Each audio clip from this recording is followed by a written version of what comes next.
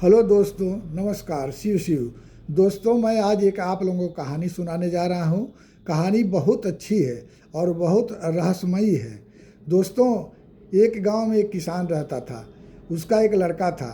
किसान ने अपने खेत में एक कुआं खुदवा रखा था। उस कुएं में जो एक मेढक रहता था, तो किसान का लड़का जब जाता था खेत में, कुएं के पास जाता था तो कंकड़ उठा उठा करके उस मेढक को मारने लगता था। अब मेढक जो है उस कुएं के अंदर इधर उधर कूदता फांदता था, अपने आप को बचाने के लिए परेशान हो जाता था। फिर लड़का छोड़कर चला जाता था। फिर दूसरे दिन भी आता था तो फिर कंकड़ उठा उठा मारता था। फिर तीसरे दिन भी आता था तो फिर कंकड़ उठा उठा के मारता था। मेढक एकदम परेशान हो गया था। वही सोच रहा था मेढक कि एक न एक दिन हमको ये मार डालेगा। यही सोचते विचारते वो मेढक, तब तक क्या हुआ कि कुंभ का नहान लगा हुआ था।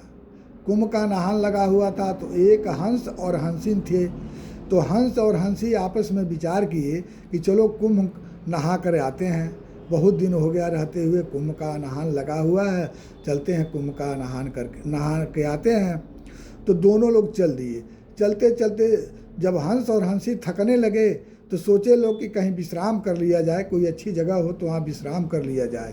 तो चलते चलते जब उस कुएं के पास आए तो देखे वहाँ साफ़ सुथरी जगह थी, छायादार वृक्ष था। तो हंस और हंसिन वहीं पर उतर गए। जब उतर गए तो आपस में बात करने लगे कि चलो आधा दूर तो हम लोग आ गए, अब आधा दूर और बचा है कुंभ, कल हम लोग पहुँच जाएंगे।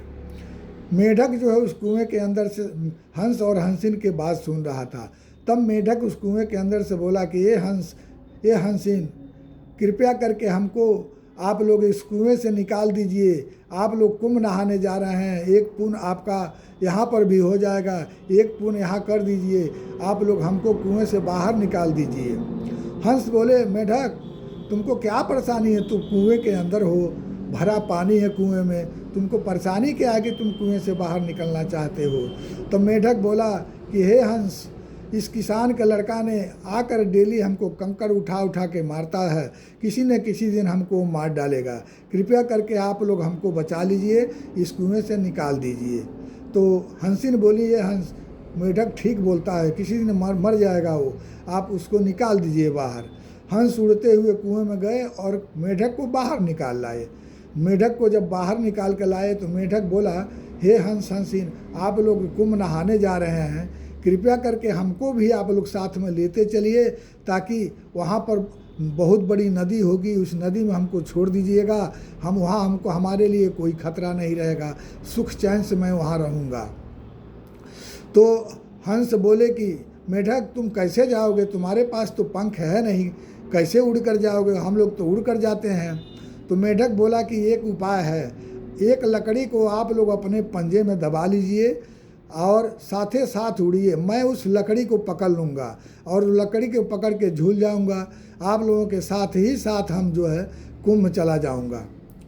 तो हंस बोले चलो ठीक है। हंस ने एक लकड़ी लिया, एक तरफ हंस दबा लिए, एक तरफ जो हंसनी दबा ली।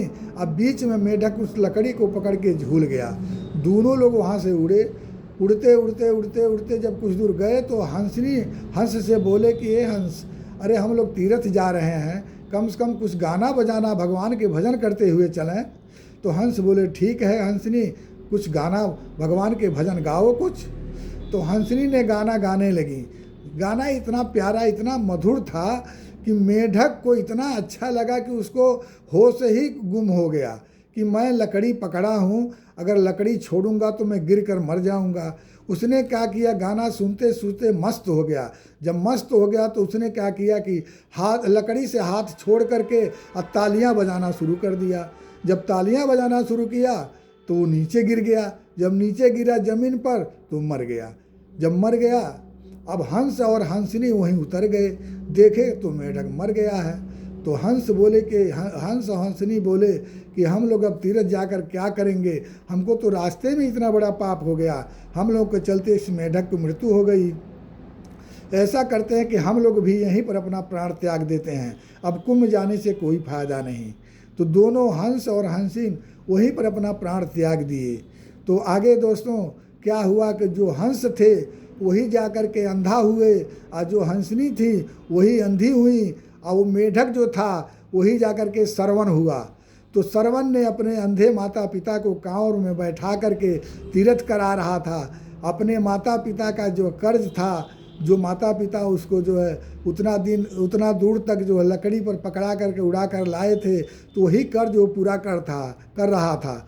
श्रवण जो है अपने माता पिता का बहुत सेवा किया और जो उनको तीर्थ करा रहा था। धन्यवाद दोस्तों। अगर कहानी पसंद आई हो तो लाइक और सब्सक्राइब कीजिएगा। धन्यवाद। शिव शिव।